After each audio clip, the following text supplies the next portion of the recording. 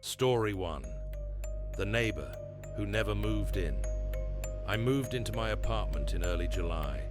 It was one of those outdated but cheap complexes with paper-thin walls, the kind where you could hear your neighbor sneeze through 2 layers of drywall. Still, for a struggling freelance writer, it was affordable and quiet. Exactly what I needed. My unit was 304. The one next to me, 305, was supposed to be empty when I moved in. But every night, I heard sounds coming from the other side of the wall. At first, it was just subtle stuff, like soft thuds, faint footsteps, maybe the creak of furniture shifting. I chalked it up to the unit on the other side, or just old building noises. Until the night, I heard someone cough, clearly, deep, gravelly, and close, like it was right next to my head while I lay in bed. I asked the landlord about 305 the next morning. He said no one had signed a lease yet. Still vacant, he told me. Shouldn't be any noise in there. That night, around 2 a.m., I heard something new. A scratching sound, like fingernails dragging across drywall. It went on for about 10 minutes, slow, methodical, then nothing.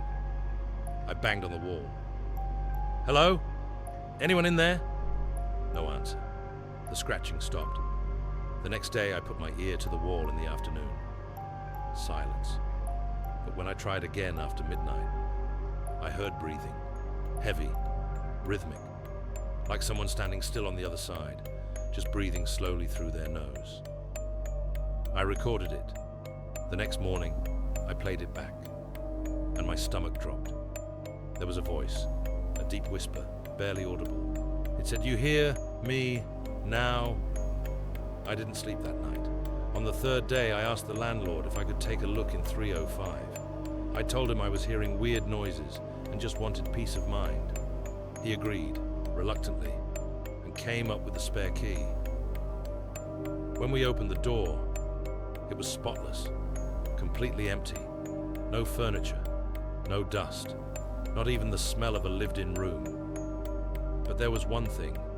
In the center of the living room, carved directly into the hardwood floor, were the words, "I was here before you."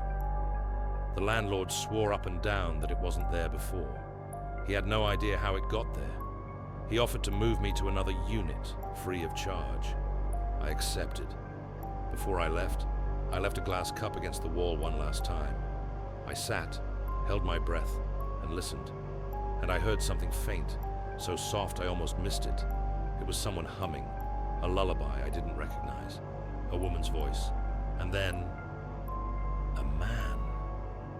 He whispered, "It's not the wall, it's what's behind it."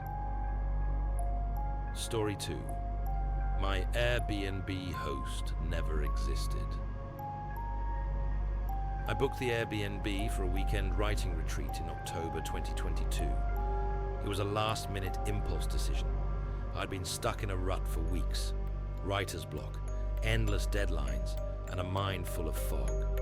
I just needed somewhere quiet, off-grid, and cheap. Nothing fancy, just space to breathe. That's when I found it. Private cottage, Hudson Valley, remote stay for artists. It was tucked far down the search list, almost like Airbnb didn't want me to find it. But the listing caught my eye. A small, white-painted house in the woods. No neighbors, cozy lighting, bookshelves, a little fireplace, a guest book on the coffee table.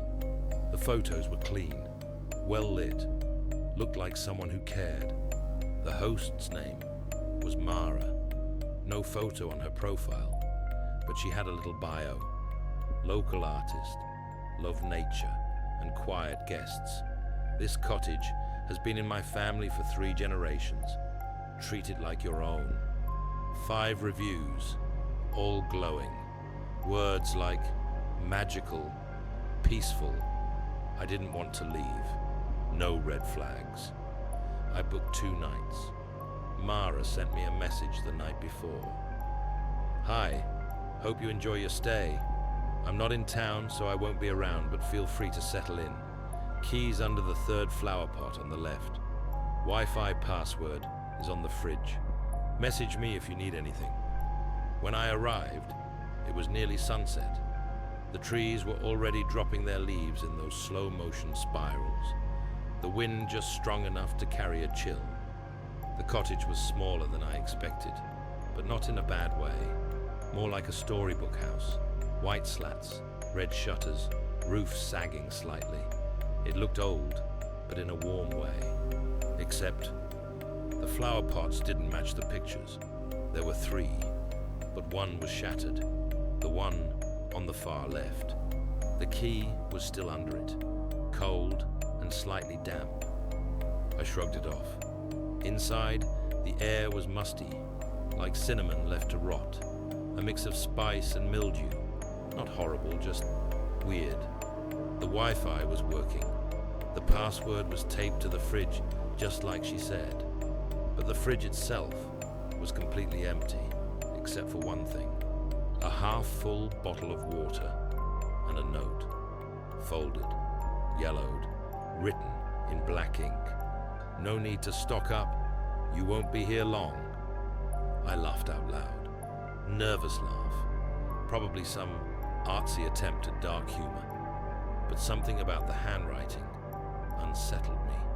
Long loops, wide spacing, like it had been written slowly, deliberately. I unpacked, made tea, started writing. And then, around 1:30 a.m., I heard it. The front door handle turned, slowly, then stopped. Silence. I froze. Didn't breathe. There were no footsteps, no knock, no sound of retreat. Just that single, careful twist of the knob, as if someone was checking if it was locked. It wasn't locked. I locked it, heart pounding. Stayed up until the sun rose. First thing in the morning, I messaged Mara. Hey, heard someone outside last night. Just checking if there's a groundskeeper or neighbor. No response. A few hours passed.